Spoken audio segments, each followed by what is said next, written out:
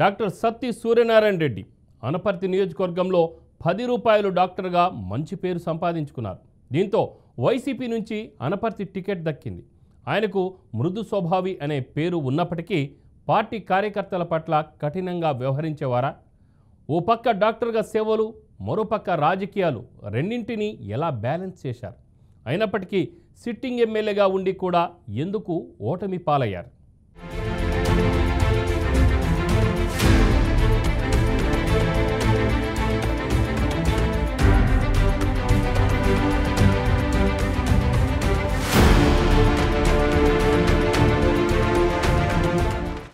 Doctor Satti Suryanarayana Reddy వైద్య వృత్తిలో ఉంటూనే కాంగ్రెస్ పార్టీలో పరోక్షంగా తన మేనమామ తేతలి రామారెడ్డి తరఫున ఎన్నికల ప్రచారంలో క్రియాశీలకంగా పాల్గొనేవారు. ఈ క్రమంలో ఆయన వైఎస్ఆర్ కాంగ్రెస్ ఆవిర్భావంతో వైసీపీలో చేరి 2014లో అసెంబ్లీ ఎన్నికల్లో వైఎస్ఆర్సీపీ అభ్యర్థిగా పోటీ చేసి టీడీపీ అభ్యర్థి నల్లమిల్లి రామకృష్ణారెడ్డిపై 1373 స్వల్ప ఓట్ల తేడాతో ఓడిపోయారు. అయితే 2019లో జరిగిన అసెంబ్లీ ఎన్నికల్లో తిరిగి వైసీపీ అభ్యర్థిగా పోటీ చేసి నల్లమిల్లి రామకృష్ణారెడ్డిపై 55,000 ఓట్ల భారీ మెజారిటీతో గెలిచి తొలిసారి ఎమ్మెల్యేగా అసెంబ్లీలో అడుగుపెట్టారు.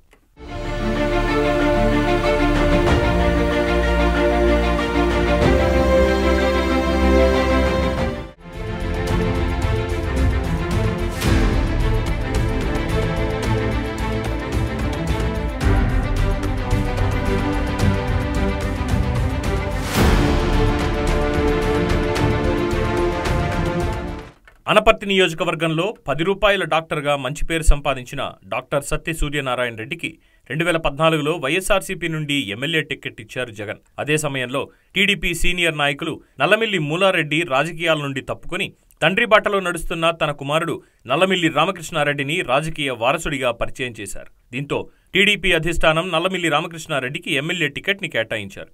అయితే ఇద్దరు కొత్త వ్యక్తులు అయినప్పటికీ ఆ ఎన్నికల్లో జరిగిన హోరాహోరీ పోరులో నల్లమిల్లి రామకృష్ణారెడ్డి విజయం సాధించారు. అనంతరం సత్య సూర్యనారాయణ రెడ్డి కూడా 5 సంవత్సరాలు ప్రజల్లో ఉంటూ ప్రతి కార్యక్రమంలో పాల్గొంటూ నియోజకవర్గంలో పట్టు సాధించారు.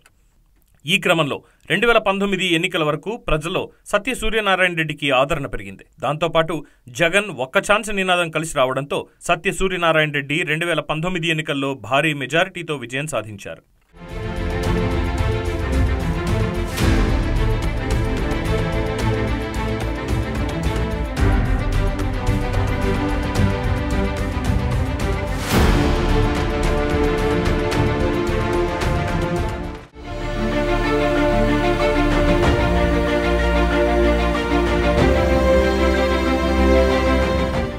ఎమ్మెల్యేగా ఎన్నికైన డాక్టర్ సత్య సూర్యనారాయణ రెడ్డి నియోజకవర్గంలో పలు అభివృద్ధి కార్యక్రమాలు చేశారని నియోజకవర్గ ప్రజలు చెబుతున్నారు.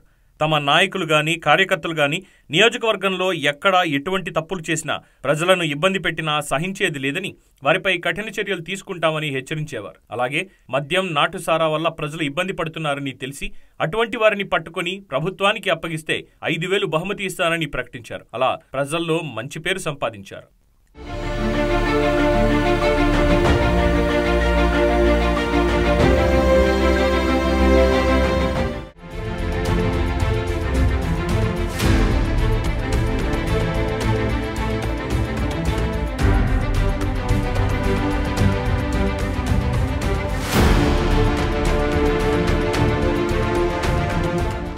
మృదు స్వభావం కలిగిన డాక్టర్ సత్తి సూర్యనారాయణ రెడ్డి ప్రజలకి 10 రూపాయలకే వైద్యం అందించడం ద్వారా మంచి పేరు సంపాదించుకున్నారు.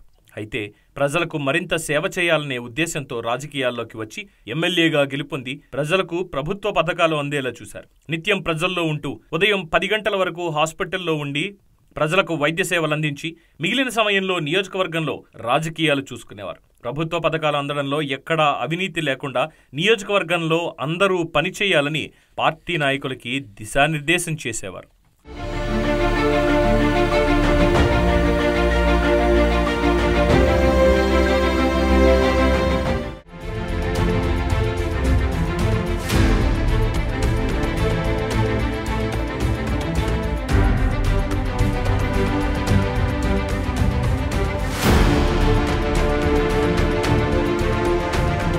ప్రజలకు 10 రూపాయలకే వైద్యం అందించడం ద్వారా డాక్టర్ సత్తి సూర్యనారాయణ రెడ్డి బాగా ప్రాచుర్యం పొందారు. 2014లో వైసీపీ నుండి టికెట్ లభించడంతో మొదటిసారి ఓడిపోయినా రెండోసారి ఎమ్మెల్యేగా విజయం సాధించారు. కానీ వచ్చిన అవకాశాన్ని ఎమ్మెల్యేగా డాక్టర్ సతీష్ సరిగ్గా సద్వినియోగం చేసుకోలేకపోయారా? మూడోసారి ఎమ్మెల్యేగా పోటీ చేసిన డాక్టర్ సతీష్ సూర్యనారాయణ రెడ్డి ఎందుకు ఓటమి పాలయ్యారు?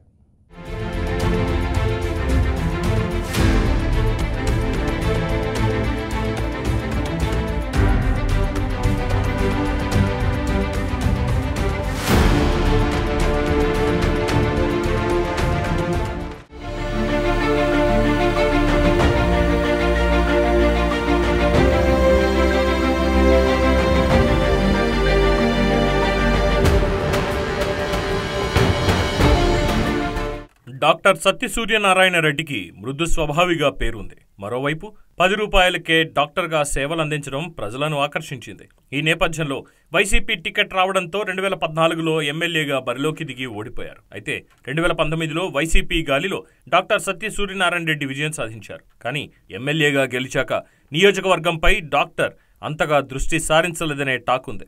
కార్యకర్తలను కూడా పట్టించుకోలేదనే విమర్శలు ఉన్నాయి. మరోవైపు డాక్టర్పై అవినీతి ఆరోపణలు వెల్లువెత్తాయి.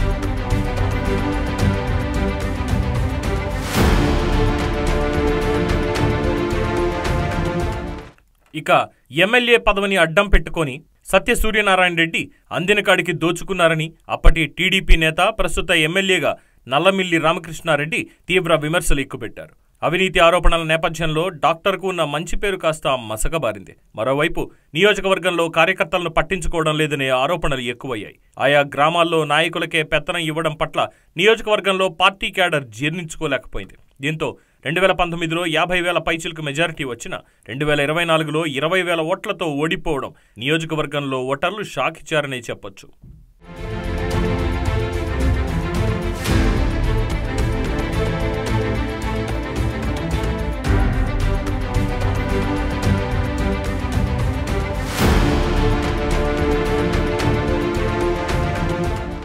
మరోవైపు గ్రామాల్లో ఉన్న చోటా నాయకుల అవినీతి అక్రమాలు కూడా సూర్యనారాయణ రెడ్డి ఓడిపోవడానికి కారణాలనే చెప్పాలి. రాజకీయంగా పూర్తి అనుభవం లేకపోవడం కూడా మరో ప్రధాన కారణమని చెబుతున్నారు.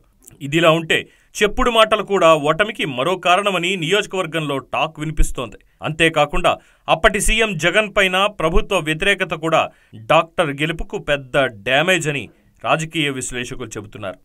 మరోవైపు చోటామోటా నాయకులకే డాక్టర్ సత్య సూర్యనారాయణ రెడ్డి ఎక్కువ విలువ ఇవ్వడం, కార్యకర్తలను పట్టించుకోకపోవడం డాక్టర్ గారి ఓటమికి కారణాలుగా రాజకీయ విశ్లేషకులు అంటున్నారు.